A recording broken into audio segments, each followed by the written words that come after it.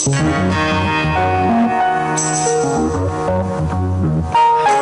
time on your show, and I'm very happy to be amongst the people that you've had on, and hope I can be one of the better ones if it's all possible.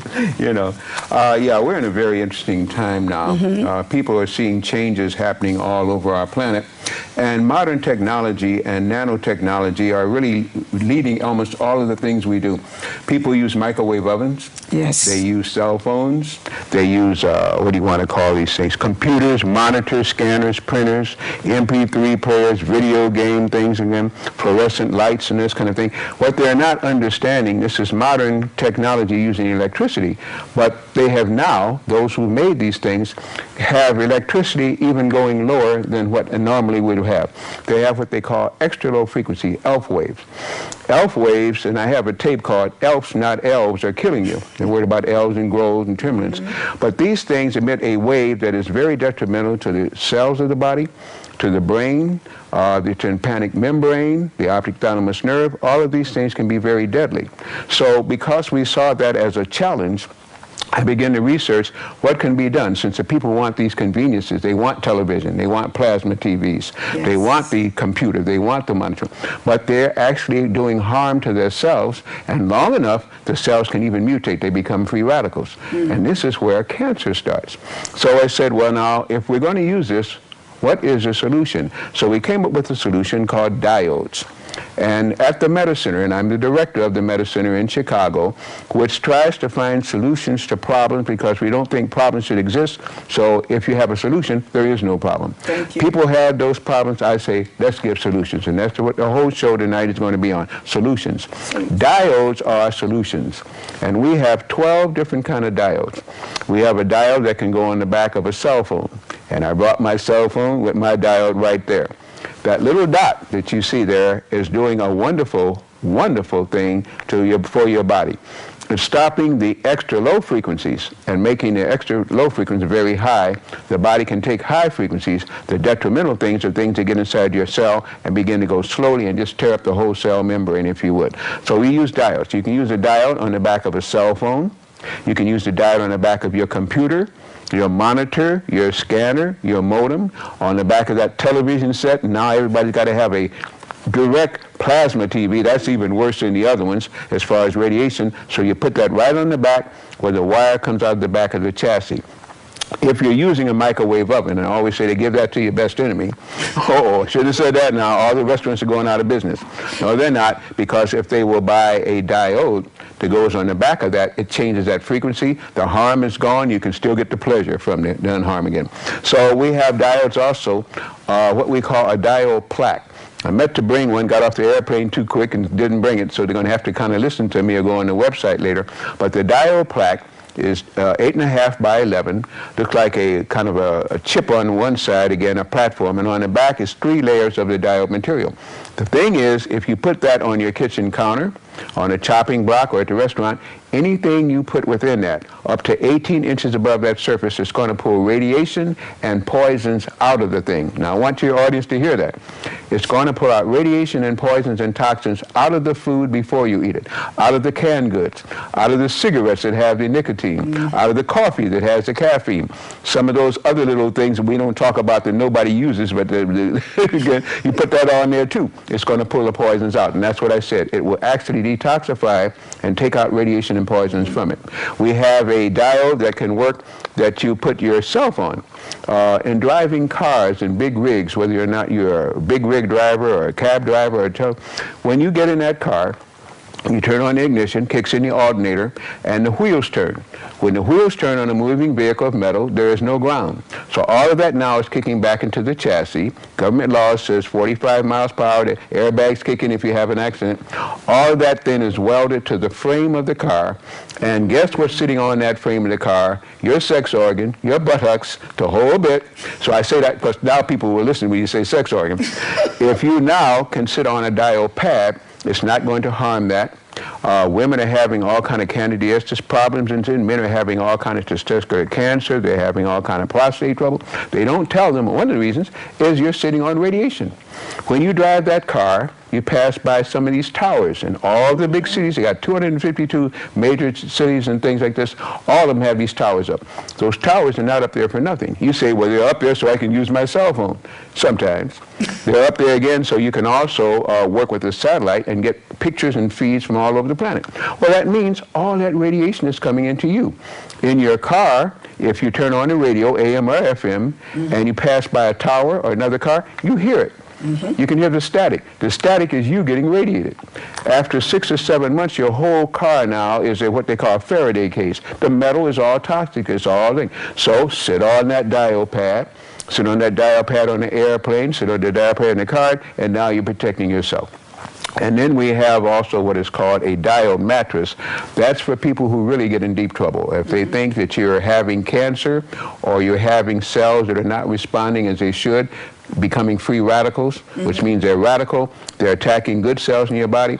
If you can sleep, and this is what they call a diode mattress. It's 6.5 feet long, 2.5 feet wide. If you put your body within that circumference, it will also pull radiation and poisons out of the lymph system, out of the fat cells, out of the liver, all of these things. Now think about that. You have cells that are going bad. What can I do with it? Get on a diode mattress. Of course, you can change your diet. We'll talk about that another time, too. We get on a diode mattress. It will help you to pull that out. And if you use that in conjunction with a diet change, you can begin to do a lot to help your body to be rectified. So my whole point is, there's one other thing. We have a diomid. A diomid stands about 2 feet high, and I didn't bring that either because that's a thing, but we can ship it. So it stands about 2.5 feet high. Right. It protects around the circumference of your home 60 yards, even into the ground, even into the air. Now, what that attempts to do is to nullify some of the bad radiation coming from some of these microwave towers that are emitting everything. They've got some now that cost $2 million. So you're asking something that's very inexpensive to do something with a giant that is pretty horrible again, but it will begin to at least modify, especially the metal in your joist of your building or in a factory, anything. It begins to help you to modify that. So a whole problem is the towers. The radiation. The whole solution is, one of the solutions, using diodes. Instead of complaining, do something about it. Act, walk, and talk, as well as just start discussing it. Pretty much those things will pretty much help as I see it. Well, I have some dowels I got from you, and I ordered, I have one for the TV. My computer, I don't have a cell. So I don't need one for the phone.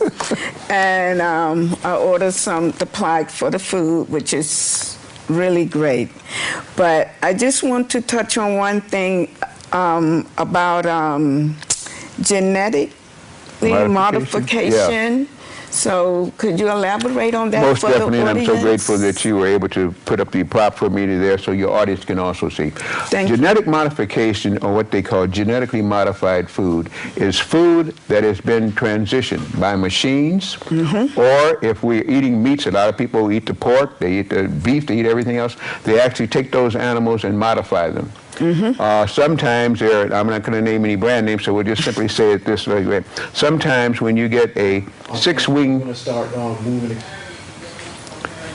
dinner, you think you're getting 3 chickens. You might get 1 with 6 wings on it. That's genetic modification. It actually takes the cell DNA, alters it, and then you eat it. Well, that's one thing when you eat it purposely again.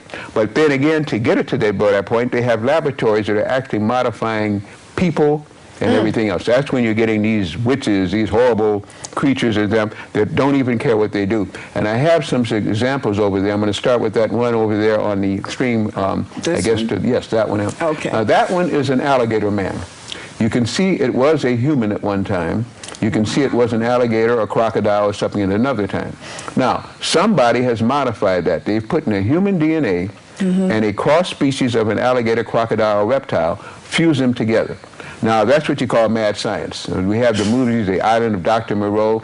Well, these are things that are happening all around on our planet at certain areas where they're actually genetically modifying creatures and people too. So what you have, radiation down in the time may modify cell phones, TV sets, computers, monitors. But now you have radiation laboratories. It's not going to take that time. It's going to show you what can happen in limited time, where they're now crossing species just because they're capable of doing it. This is what they call genetic modification. And I think it's horrible that these kind of practices go on, but people should understand that. Along the line, now that might take maybe 1,000, 2,000, a million years to do on its own, but they can do this in laboratories overnight. They call it cloning, they can call it whatever you want. So I'm just saying radiation can be very dangerous. Some radiation can be very helpful, like those that come from the sun and all like this, but it depends on how much you're getting and how much is genetically extra low frequency. The whole key is extra low frequency, ELF waves. These are the things that are most detrimental, and these are the things that if you're wise, you've tried to protect yourself from having this happen to you again. Okay. Now, what I also have in getting into genetic modification, we've been talking about modern technology and what it's doing. This is a picture, again, of a tribe over in Africa. Now, we understand that at one time in Lake Victoria, you had on one time Watusis. Watusis could grow sometimes to be 9 feet tall, 10 feet tall. On the other side, you had pygmies, these small creatures that, again, look as they might get 2 feet tall. But it's interesting, at one lake, Lake Victoria, on one side you have potential giants, on the other side you have potential giants. What do you have there? Mount Kilimanjaro. And the ancient legends there say that the gods came down from Mount Kilimanjaro and worked the people, that they created these things, that they dropped off things, and that whole lake itself was looked on as a very sacred lake. So I'm just simply saying, people say, I've never seen a giant. Well, here we have untouched pictures of one 12-foot tall and one 14-foot tall giant. This man here is 6'6". This is taken again in parts of Africa. I'm not going to say where, but it shows you that there are giants. Now, metaphysics, and I'm very much into metaphysics again, teaches that at one time that there were DNA modifications here. Unlike what we're doing again, they did this a long time ago. And they had, therefore, they formed cells to grow extra long, and they crossbred them, and so you had then different species being grown. These intents are very dark black giants. Now, most of the times I see giants, when I see metaphysical books, they show you giants from Lyra. That's one of the constellations that they say the giants were brought here. That gets into a lot of controversy, but I'll say without even going there, you have black giants right there in parts of Africa. We don't understand how much has already been done on this planet. And when you begin to then use devices that you don't understand, using radiation that they think is very easy, and it's real cool to put a Bluetooth in your ear, but if that Bluetooth is going to cause trouble with the temporic membrane or the occipital nerve, you got a big problem. So if you have something that you can put on that Bluetooth, if you have something that can block the radiation, you're halfway home. So this is why I say we look for solutions. We look like problem savers. We want people to understand that if you understand what radiation can do, you will seek out ways to stop the radiation. When we're looking at this same kind of thing, talking about modern technology, modern technology has also gone to the extremes by producing what they would now call holograms. Now, when you look at this, you're in the audience there, and you listen to Rose, and you should know she brings weird people like me. But we're going to show you weirder people that are doing weirder things potentially to your brain. That there is not a real picture, but it is one that is in the sky. You can see the houses beneath it there, so you know it's not a joke. They are now using devices to take molecular structures of smoke and other organisms, form a picture out of them, and make you think you're seeing it. Now think about what that potential can be. That means that you can make a picture in the heavens using clouds that is not there, but if people are very spiritual, if people are very religious, if people are very superstitious, you can make them think that something is happening that is from the heavens, that God is doing this. That God is a scientist sitting somewhere controlling towers and things to make you see that. Think about what that potential can be. You know what I'm saying to them? You get the message I'm trying to see. Everything you see may not be real. Thank you. And if you're going to worship or alter yourself because of what you see, you might be starting a war, you might be starting a battle, you might be frightened for nothing, but people, scientists, I don't call them mad because they're very smart and very diabolical, confusing you as to what may be done. Modern technology and technology in general can always be used for either good or for bad.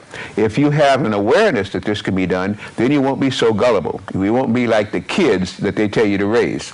Now I'm saying this again because many children are called kids. Kids are to the goat god Baphomet. They are sacrifices. You don't have kids if you're human. You may have them if you're mankind. We can get into that another show.